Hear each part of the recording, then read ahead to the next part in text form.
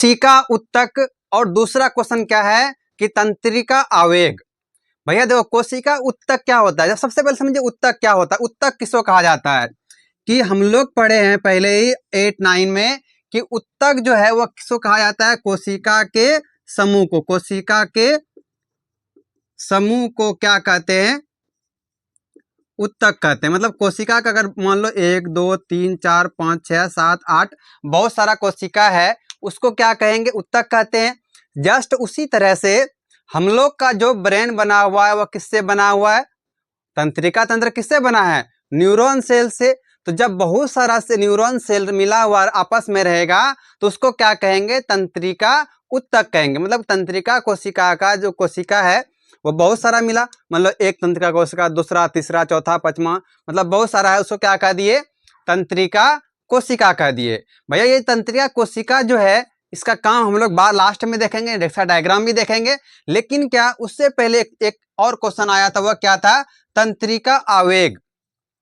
तंत्रिका आवेग क्या होता है, आवेग का मतलब होता है नर्व इंपल्स, कि जो हम लोग मान लो यहाँ पे कोई सुई चुभाए तो उसका इन्फॉर्मेशन का हमारे ब्रेन तक गया, उसका इन्फॉर्मेशन क्या होगा कि हमारे ब्रेन तक जाएगा, तो उसी को कहते हैं नर्व इंपल्स। क्या कहा जाता है, नर्व इंपल्स। ये फिर उसको तंत्रिका आवेग कहते हैं। मतलब मैसेज जो ट्रांसफर हो रहा है एक जगह से दूसरे जगह, मैसेज हमारे बॉडी में जो इंफॉर्मेशन ट्रांसफर हो रहा है एक जगह से दूसरे जगह, उसी को तंत्रिका आवेग कहा जाता है। ये नर्व इंपल्स कहते हैं। उसका रास्ता क्या है भैया, सबसे पहला क्या है, उद्दीपन। इसको समझ लीजिए, रिसेप्टर को समझ लीजिए। उद्दीपन कहा जाता है कि जो स्टिमुलस, मतलब कि बाहर से जो हमको रिसेप्ट कर रहा है हमारा बॉडी। मान लो एक सुई लिए, यहाँ पे ऐसे थोड़ा सा चुभा रहे हैं तो हमको पता चल रहा है, तो ये जो पता चल रहा है इसी को कहा जाता है उद्दीपन। ये इंग्लिश में इसको स्टिम्युलस कहते हैं। क्या कहते हैं इंग्लिश में, स्टिम्युलस कहा जाता है। ये उद्दीपन क्या करेगा कि जैसे स्किन है, ये हमको बताया कि यहाँ पे कोई सुई को चुभो रहा है, वो मैसेज हमारे ब्रेन तक गया, तब पता चला ना। दूसरा क्या, ये उद्दीपन हुआ हमारे बॉडी में, तब वहाँ पे मौजूद रहता है रिसेप्टर। हम लोग के बॉडी में 5 तरह का रिसेप्टर है। जैसे क्या, आई हो गया, नोज हो गया, ईयर हो गया, टंग हो गया, और ये हमारा त्वचा। ये पांचों क्या करता है कि अलग अलग चीज को सेंस करे। जैसे कि आंख क्या करता है, विजन का काम करेगा। कान क्या करता है, सुनने का काम करता है। हमारा जीभ क्या करता है, टेस्ट का काम करता है। और नोज क्या करेगा, स्मेल को सूंघने का काम करता है। और टच से क्या, टेम्परेचर पता चलता है।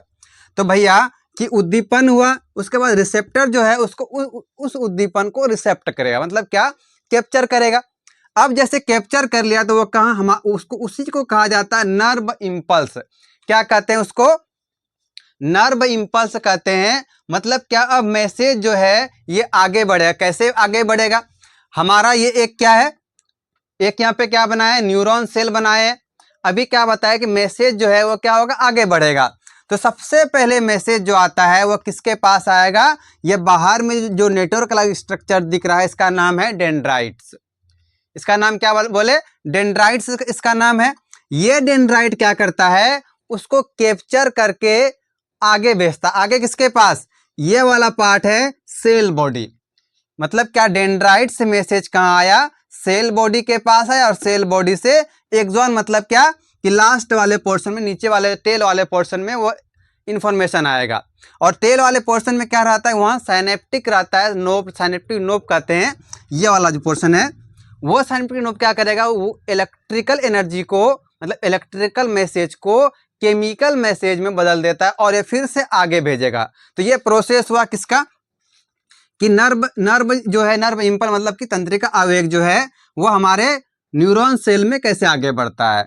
जब ये न्यूरॉन सेल में आगे बढ़ेगा तो अब कहाँ तक पहुंच गया, अब ये ब्रेन तक मैसेज पहुंच चुका है कि हम लोग यहाँ सुई को चुभो रहे हैं। अब क्या करेगा, ब्रेन वहां से कमांड देगा कि सुई को वहां से हटाओ।